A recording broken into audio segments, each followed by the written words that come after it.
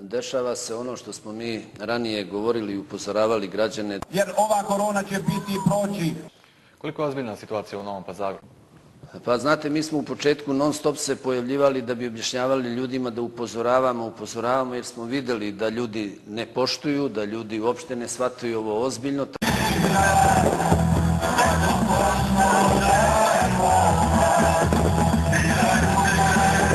Da probamo da upozorimo ljudi jer mi vidimo i znamo ono što oni ne vide i što ne znaju.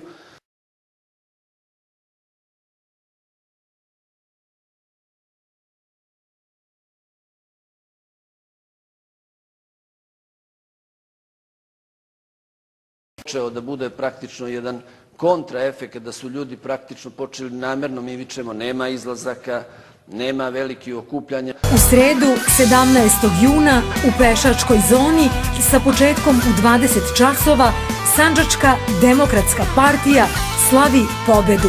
Tog predizbornog skupa nastupit će Lexington Band. Pa smo imali velika okupljanja. Mi imamo 20 doktora bolesni i skoro 40 sestara. Oni su se razboleli na radnom mestu. Korona je ušla s polja, dakle ljudi su doneli s polja sa velikih, dakle onih okupljanja o kojima smo mi pričali da se to ne radi.